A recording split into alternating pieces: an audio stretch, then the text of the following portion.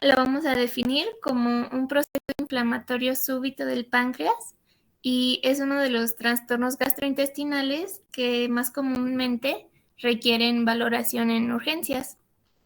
Esto inicia por lesiones que provocan la autodigestión del páncreas por sus propias enzimas. Como vamos a recordar, pues el páncreas se compone de la parte endocrina y exocrina. Y bueno, el exocrino es el que se va a encargar que, bueno, abarca principalmente las células acinares que secretan estas enzimas necesarias para la digestión, ya sea como la amilasa, que es la que se encarga de degradar carbohidratos, la lipasa, los lípidos y proteasas que digieren proteínas. Y pues en su parte endocrina se encuentran los islotes de Langerhans, que pues se encargan principalmente de secretar hormonas. Por lo que pues nos vamos a centrar más en la parte exocrina y pues principalmente estas enzimas van a realizar una lesión reversible en este parénquima pancreático.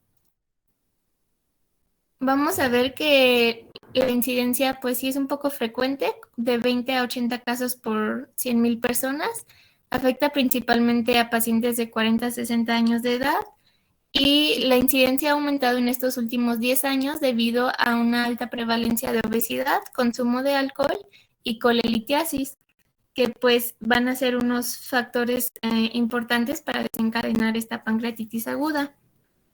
También vamos a ver que el espectro es variable. La mayoría de veces se presenta como una enfermedad leve que abarca el 80% de los casos. Puede ser severa, que solo abarca el 20% y tiene una mortalidad del 15 al 20%. Y la relación hombre-mujer es de 1 a 3 con enfermedad biliar, ya que como vimos, pues las complicaciones biliares son más frecuentes en mujeres.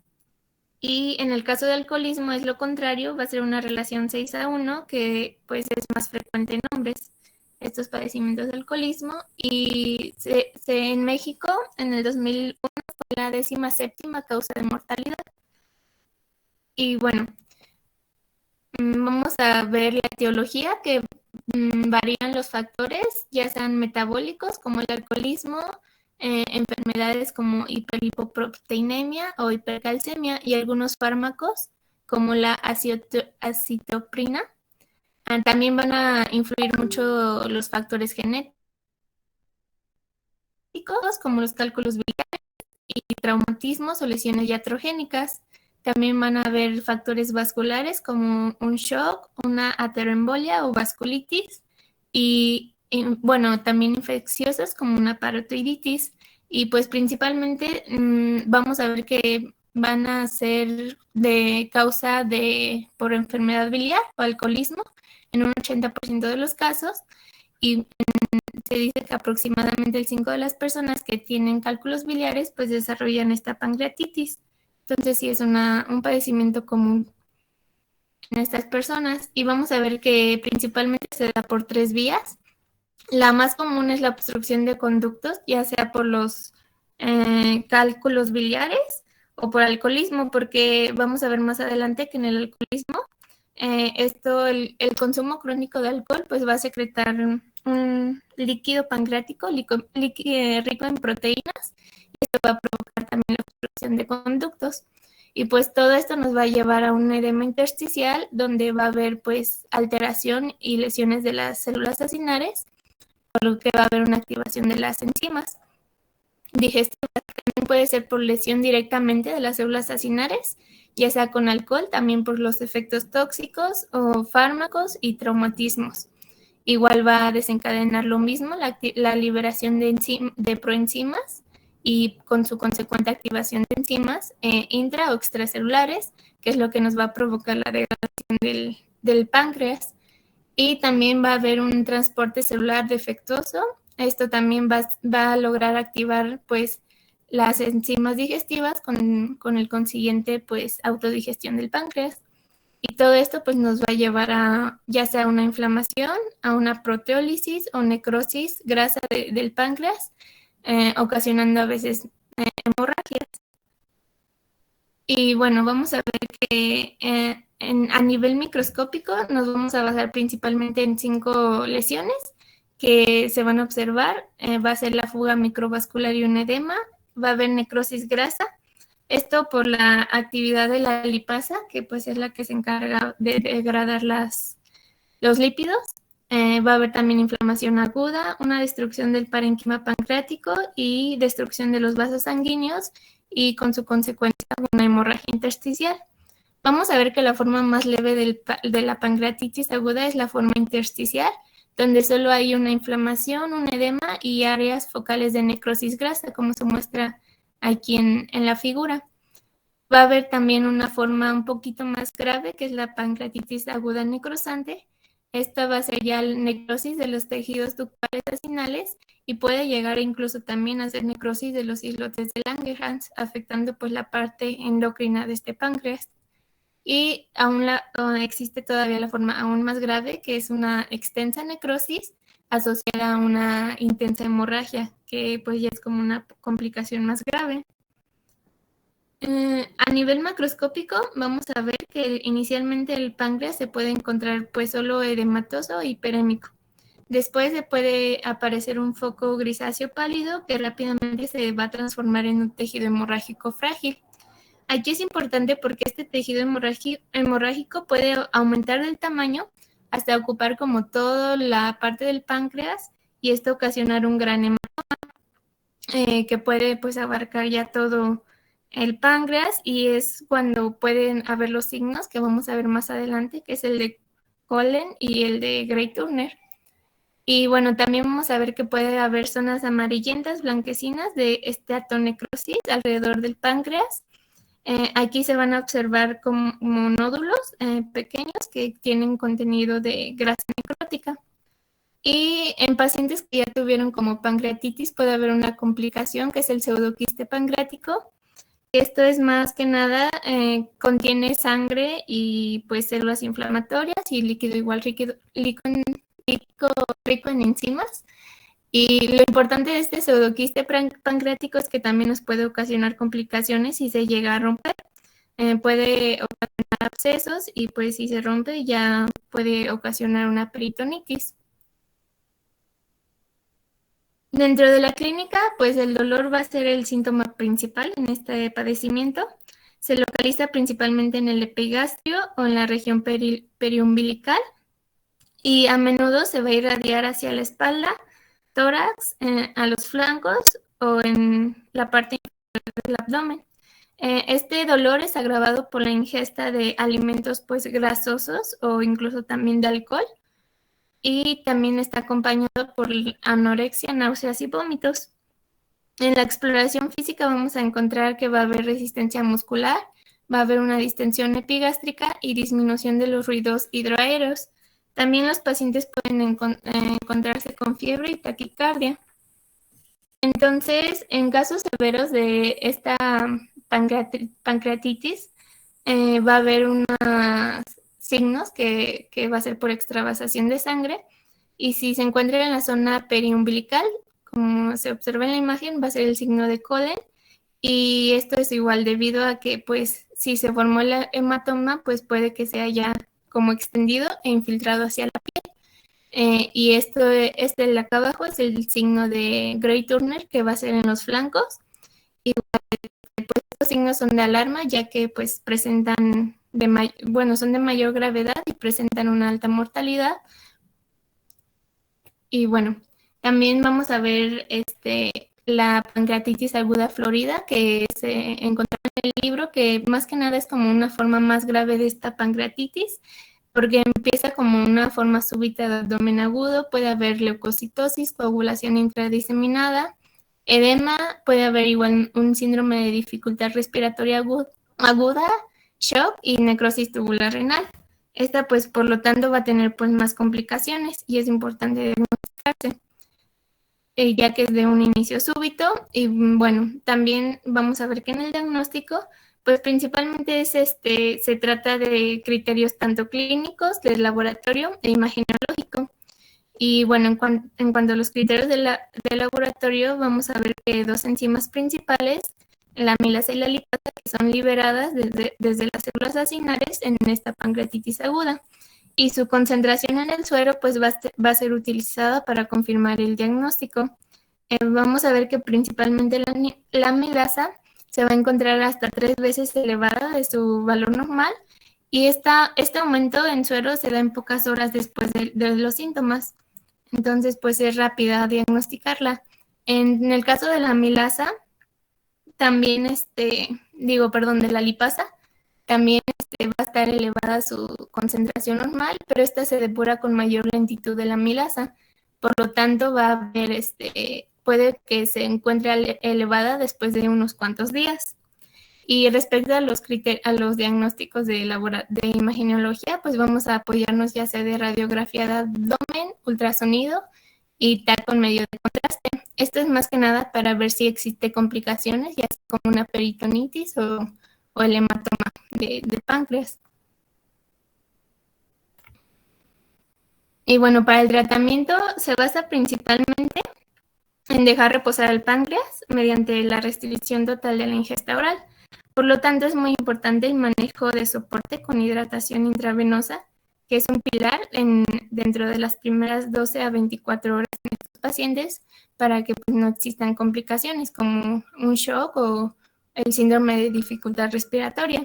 También va a ser importante la analgesia, que es principalmente para controlar el dolor. E incluso si la pancreatitis se demuestra que está causada por la complicación biliar, pues se puede realizar una colicistectomía. En caso, bueno, leí que no se recomienda como que haya intervención pues quirúrgica, solo en casos ya sea que haya confirmación de una necrosis o falla orgánica persistente que tenga el paciente, y esto se realiza ya sea por una necrosectomía para extirpar todo el tejido necrótico o un drenaje percutáneo si existe alguna formación de un absceso.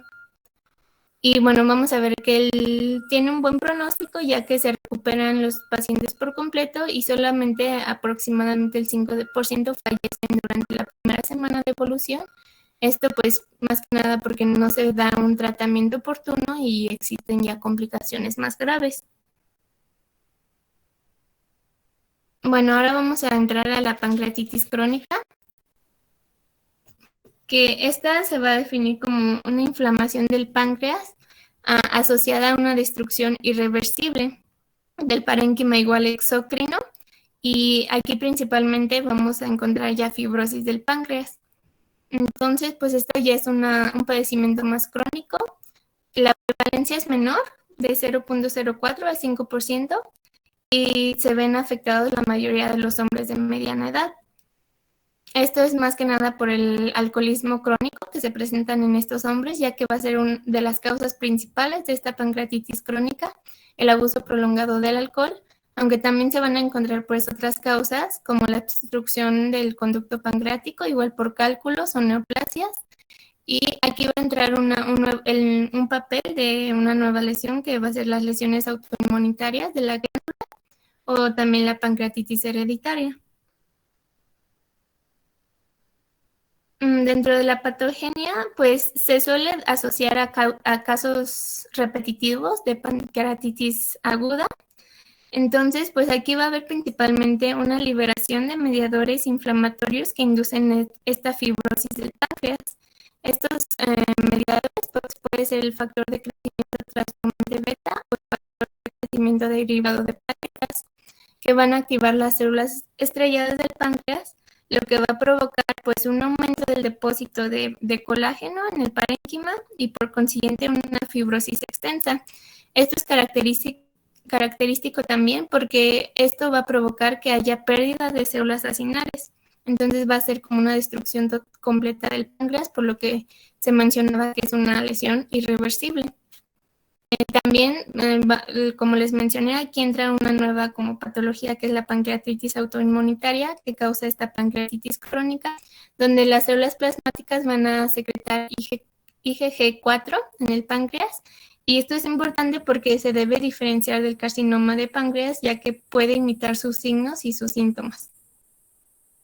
Y dentro de la patología vamos a ver, como les mencioné, principalmente una fibrosis extensa del páncreas, atrofia y pérdida de los acinos, y también va a haber dilatación de los conductos pancreáticos, como se observa en la imagen. Ya pues el parénquima pancreático ya casi no se observa como tal las acinales, ya que están atrofiadas y hay una extensa fibrosis.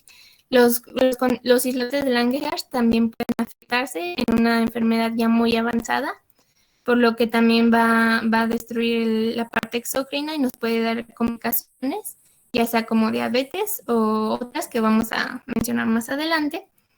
Y en la pancreatitis inmunitaria, pues principalmente se va a presentar con un denso infiltrado linfoplasmocítico. También va a haber fibrosis y pues aquí lo característico va a ser que van a presentarse estas células plasmáticas secretoras de IgG4. Y algo importante a descartar, que es la patología crónica por alcoholismo igual crónico, que esto nos va a producir una dilatación de los conductos y se va a presenciar, como se observa en la imagen, un tapón de proteínas que van a obstruir y es lo que nos va a causar esta pancreatitis crónica. Y este tapón pues también puede estar lleno de calcificaciones. También macroscópicamente, como observamos en la imagen, el conducto pancreático se va a encontrar dilatado y va a estar igual lleno de calcificaciones. También el tejido alrededor pues va a estar un poco atrófico, disminuido por lo mismo de la pérdida de las células acinares. Esto es importante porque pues nos va a provocar complicaciones importantes y como habíamos visto, la causa alcohólica pues es la principal desencadenante de esta enfermedad. Dentro de la clínica pues puede ser totalmente silente ya que evoluciona lentamente, pero también puede haber brotes repetitivos de pancreatitis que se manifiestan con los mismos síntomas que les mencioné anteriormente, de repetidos de dolor de abdominal, ya sea en la región lumbar también, o que se irradie a la espalda. Y también es común que se presente la pérdida de peso sin causa aparente. En esta pancreatitis crónica es muy común también que se desarrolle una insuficiencia pancreática exócrina. Esto va a tomar importancia relevante por en el caso de las enzimas pancreáticas, ¿no? Aquí ya no las vamos a encontrar tan elevadas o no son específicas para este diagnóstico, porque ya puede haber una insuficiencia y por lo mismo de que también puede afectar la parte ya endocrina del páncreas, pues puede haber una diabetes mellitus y malabsorción crónica en el intestino, por lo mismo de la función de estas enzimas pancreáticas, y ya esto va a contribuir principalmente a la mortalidad. Y aquí pues existe una imagen que abarca como todas las complicaciones de la pancreatitis. También aquí se puede dar el pseudoquiste pancreático que habíamos visto en la pancreatitis aguda, y va a ser aquí principalmente la calcificación pancreática, que está asociada más frecuentemente al alcoholismo crónico. Puede haber ascitis, cálculos en el conducto pancreático, esto pues por una complicación de la enfermedad biliar. Y bueno, ya para el diagnóstico pues va a ser principalmente clínico. La lipasa y amilasa, como les comenté, pues ya no son específicas en el diagnóstico. En la biopsia pues va a haber una pérdida de células acinares y fibrosis, como les mencioné en la parte de patología. Y aquí nos va a servir mucho también los estudios de imagen, ya que nos van a presentar pues un páncreas atrofiado, como en la imagen, lleno de cálculos, de calcificaciones. Este es pues común de esta pancreatitis crónica. Y en el tratamiento pues igual vamos a basarnos en controlar el dolor con el uso de analgésicos, hidratación por vía intravenosa, y aquí también se va a agregar la suplementación con enzimas pancreáticas. Va a haber modificación del estilo de vida. Ya pues los pacientes ya es preferible que no consuman alcohol ni tabaco.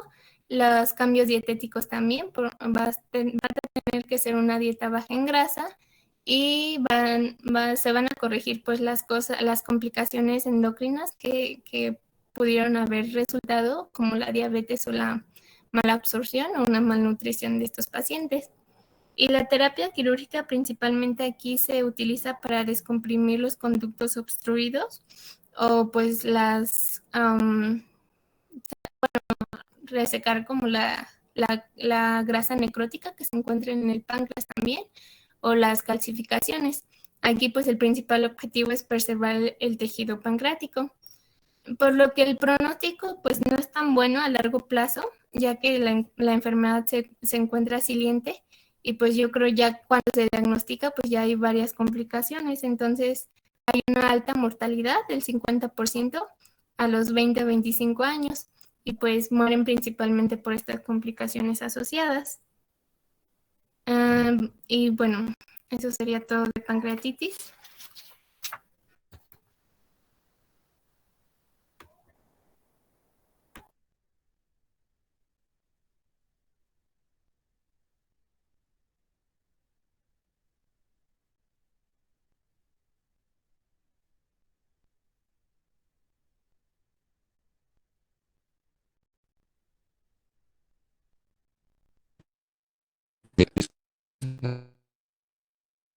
Digamos, y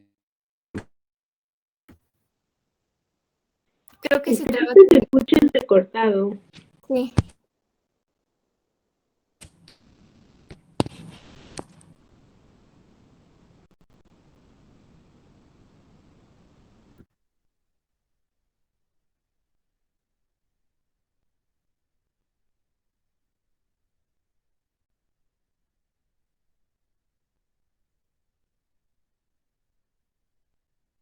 escucha bien.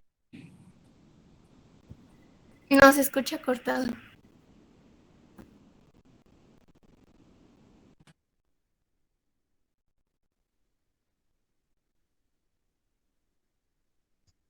Ahí se escucha. Sí, se escucha mejor. Sí, se escucha mejor. Sí, ya mejor. Gracias. Bueno, ahora sí pasamos a la parte de adenocarcinoma ductal. La siguiente, por favor. Bueno, este cáncer va a ser producido en la porción exócrina del páncreas, sobre todo en la porción de sus conductos. Va a ser como que el punto de partida y va a ser un cáncer muy maligno. Para clasificarlo, pues vamos a utilizar dos métodos de clasificación, que va a ser la TNM y por microscopía.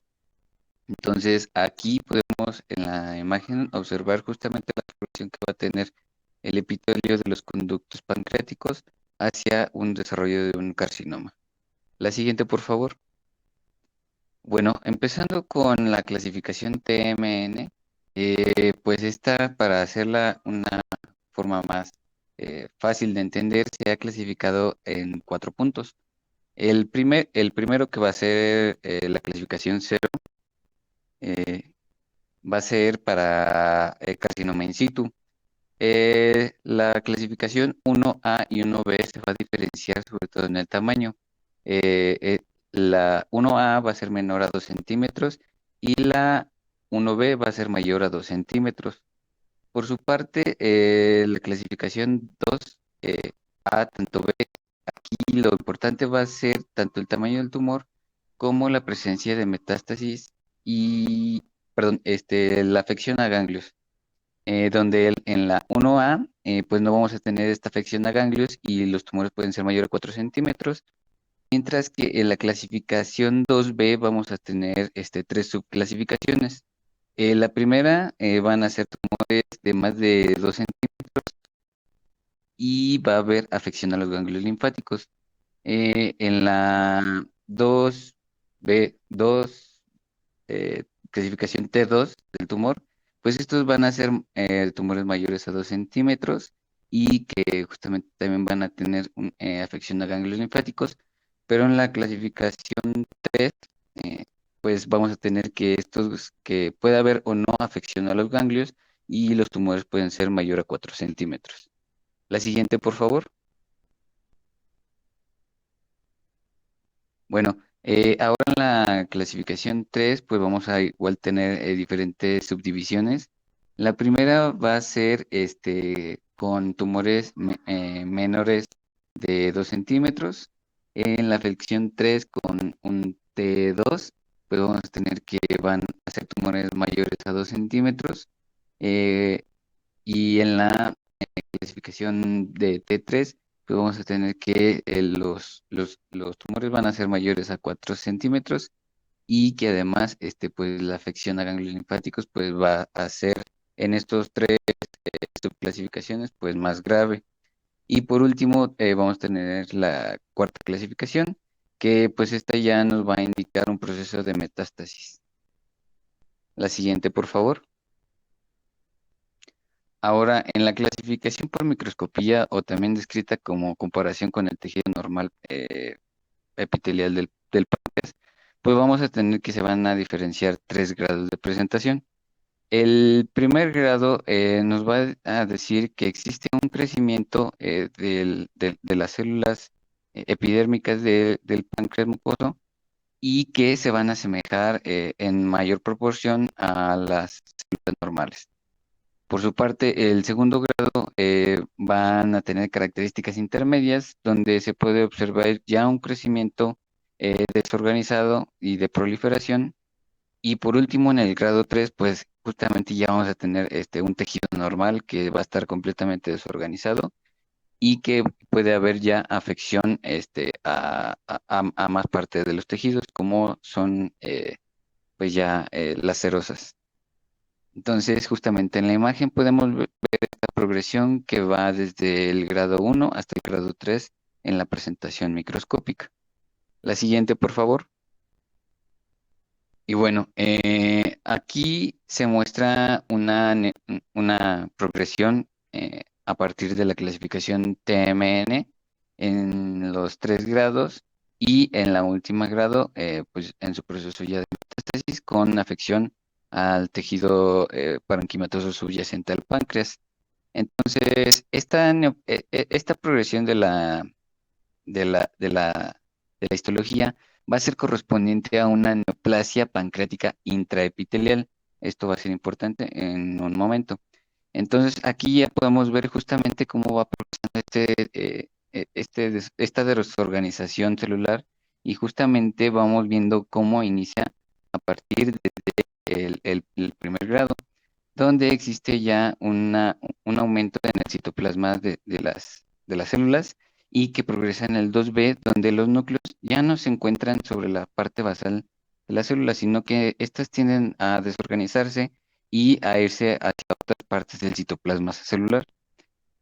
Ya en la porción 2 y en la 3, pues justamente ya vemos este desarreglo que existe ya en toda la célula y el crecimiento de las células, donde incluso se pueden observar hasta cierto punto que las células pueden estar multinucleadas debido a justamente a la capacidad que tienen pues de interactuar unas con otras células. Y justamente en el grado 3 pues vamos a observar ahí unas gotitas que van a corresponder a las glándulas de mucina. Y pues ya en la última imagen, pues vamos a observar justamente la progresión de invasión que ya está afectando el tejido parenquimatoso subyacente del páncreas y del conducto. La siguiente, por favor. Ahora, ¿cómo podemos empezar a sospechar de una neoplasia pancreática en un paciente? Pues la edad de presentación promedio va a ser de los 72 años y el rango de edad pues va desde los 66 años hasta más. Entonces, este tipo de adenocarcinoma va a tener un mal pronóstico en estos pacientes, ya que va a afectar principalmente pues, a pacientes en edad adulta, por lo que se tiene que su tasa global de sobrevida a los 5 años pues, va a ser muy baja, que va a ser del 5%. Y esto es un marcador de mal pronóstico para los pacientes, ya que esta es una de las primeras causas de muerte por cáncer en Estados Unidos. La siguiente, por favor. Ahora, ¿qué factores de riesgo pueden presentar en estos pacientes para que hagamos sospechar de un carcinoma? Los principales van a estar enlistados en la derecha y que va a ser una edad avanzada, tabaquismo, una pancreatitis crónica, una pancreatitis hereditaria, una exposición ocupacional a sustancias como el cadmio, el radón y también puede estar asociada a síndrome de Pérez-Jägers, mutaciones del BRCA1 y 2, cáncer colorectal no polipósico y melanoma múltiple atípico familiar. Entonces, como ven, estos pacientes pues van a tener diferentes características y que justamente el desarrollo del carcinoma pues puede ser secundario a la exposición de diversos mecanismos traumáticos que van a dañar el genoma celular. Entonces, en estos pacientes, una de las principales características que vamos a poder observar en la clínica es que van a tener un diagnóstico reciente de una diabetes de aparición temprana, ¿no? Entonces, estos pacientes pues justamente van a llegar y van a presentar las características que ahorita voy a mencionar. ¿Y qué factores protectores podemos encontrar en estos pacientes? Pues aquellos que tienen una alimentación vegetariana, debido a que van a presentar un mayor efecto antioxidantes en las células que los va a proteger justamente del desarrollo y la progresión del carcinoma. La siguiente, por favor. Ahora, la etiología y patogenia. ¿Cómo se va a empezar a desarrollar este cáncer? Pues va a ser a partir de mutaciones que pueden ser hereditarias o adquiridas, que van a formar dos tipos de lesiones premalignas primarias. La menos común va a ser la NMPI o neoplasia mucosa intraepitelial papilar, y la más común que va a ser la neoplasia pancreática intraepitelial, que era la correspondiente a la imagen histológica que les mostraba en su progresión. La siguiente, por favor. Entonces, ¿cómo se van a diferenciar estas dos neoplasias premalignas? Pues en la neoplasia mucinosa intraepitelial papilar, justamente como su nombre lo indica, vamos a tener justamente el crecimiento del epitelio a forma que nos va a dar la característica de vellosidades. Y vamos a tener una aparición más recurrente de las glándulas de mucina, por lo que pues justamente va a tener la característica de que nos va a producir una especie de moco, ¿no? Entonces, en este tipo de progresión del cáncer va a ser iniciado por una obstrucción, pero de tipo inflamatoria. Ahora pasando a la neoplasia de la derecha, que va a ser correspondiente a una lesión premaligna de neoplasia pancreática intraepitelial, pues aquí va a ser un crecimiento por masa y por desordenamiento celular que puede afectar a los tejidos subyacentes, y justamente en este caso que se muestra en la imagen, pues ya vemos una progresión de la malignidad con un proceso ya de fibrosis, ¿no? Entonces, justamente en la imagen inferior de la derecha, pues justamente aquí ya se observa en el tejido pancreático el proceso de fibrosis. La siguiente, por favor. Entonces, ¿qué mutaciones van a ser las características de esta patología? Pues empezando con las hereditarias, que van a ser las menos frecuentes, pues como les mencionaba, pues van a ser por el BRCA1 y el BRCA2. Se va a presentar principalmente en pacientes judíos y puede estar asociada a un carcinoma desarrollado en páncreas o un carcinoma por metástasis, ¿no? Que llega al páncreas y se desarrolla posteriormente. Pasando a las mutaciones genéticas como tal adquiridas, pues vamos a tener que van a afectar diferentes genes. El primero que se menciona va a ser el de la vía de Kerras. Este gen va a producir la proteína de Kerras, que va a ser la encargada de la señalización del crecimiento, proliferación y diferenciación celular. Por lo que al haber una mutación en este gen, pues justamente nos va a tener alteraciones justamente en la organización y el desarrollo de las células de manera normal. Ahora pasando a la mutación en el gen P16, pues justamente esta va a ser una proteína supresora de tumores que va a ser inhibidora de las sinasas dependientes de ciclinas. Entonces aquí va a haber una intervención de los procesos del ciclo celular tanto en G1 como en fase S. Y esta tipo de mutación pues, va a ser la más común en los pacientes, presentándose en el 95% de los casos. Ahora pasando a a la SMAD4, pues van a ser proteínas reguladoras de la actividad del ciclo celular y proliferación celular. Y esta mutación va a presentarse en el 55% de los cánceres.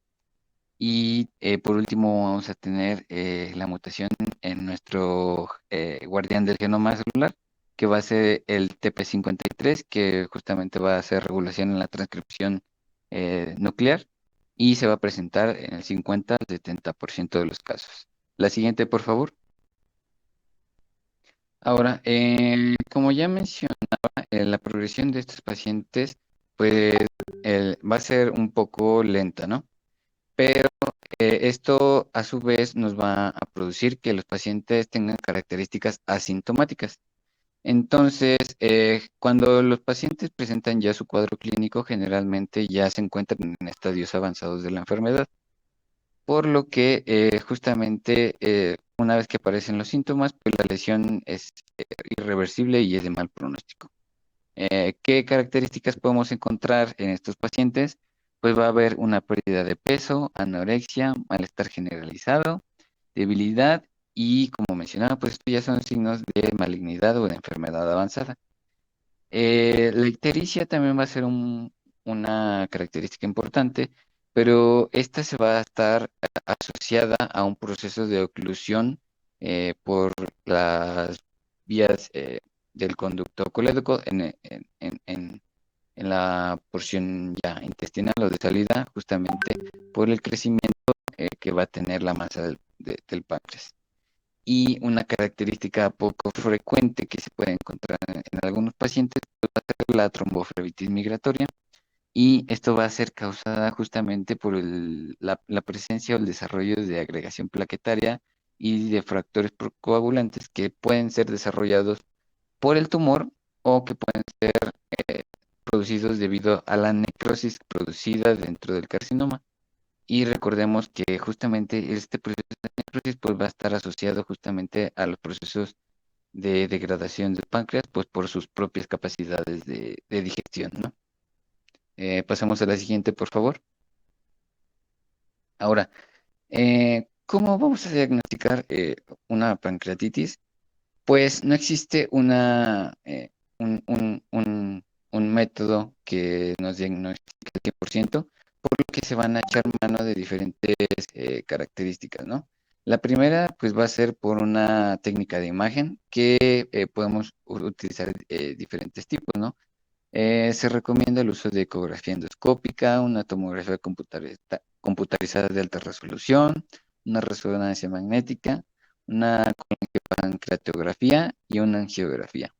La angiografía, pues justamente nos va a ayudar a observar el desarrollo del tumor y la colangiopancreatografía, pues justamente nos va a ayudar a observar los procesos de oclusión y los procesos de inflamación y de crecimiento dentro del páncreas. ¿Qué otras pruebas de laboratorio podemos encontrar que pueden ser útiles para el diagnóstico? Pues tenemos las pruebas de función hepática, el antígeno carcinoembrionario, el antígeno carcinoembrionario específico 111CA19-9, también y química sanguínea. Y para una confirmación mucho más fidedigna, pues vamos a echar mano de una biopsia, que pueden ser por tres tipos. Puede ser percutánea, por endoscopía o de forma quirúrgica. La siguiente, por favor. Entonces, las imágenes o las técnicas de imagen pues nos van a ayudar a observar la presencia o la obstrucción de ciertos tipos de, de, de tejidos comprometidos, ¿no? Por decirlo de una manera. Que va a estar directamente relacionado con las complicaciones. Por ejemplo, en la imagen superior de la derecha, pues justamente tenemos que este carcinoma de páncreas, pues ya está invadiendo a la zona de la vena porta hepática. por lo que pues aquí pues podemos tener complicaciones graves y pueden estar relacionadas ya con un proceso en el hígado y no directamente con el páncreas. Y también a través de con la angiopancreatografía y la angiografía, pues podemos observar procesos de obstrucción a nivel de las arterias y vena mesentérica. Y pues el ultrasonido pues va a ser justamente la técnica de imagen que se va a usar como herramienta principal para observar el crecimiento del páncreas. La siguiente, por favor. Y bueno, justamente pues los estadios del tumor pues van a ser correlacionados justamente con las técnicas de imagen para tener una mayor precisión en el diagnóstico. La siguiente, Antonio, por favor. perdón, te interrumpo, ya nada más en el tratamiento hay que hacerle la resección dependiendo del estadio. Vamos a cerrar con esto la clase porque me informa su compañero José Luis que tienen clase a las 10, no a las 10:30. Sí, de hecho ya acabé, doctora. Hasta ahí terminó.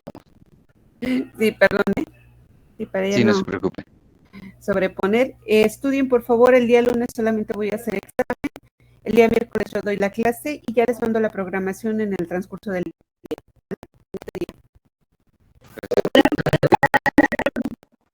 Gracias, doctora. Hasta luego.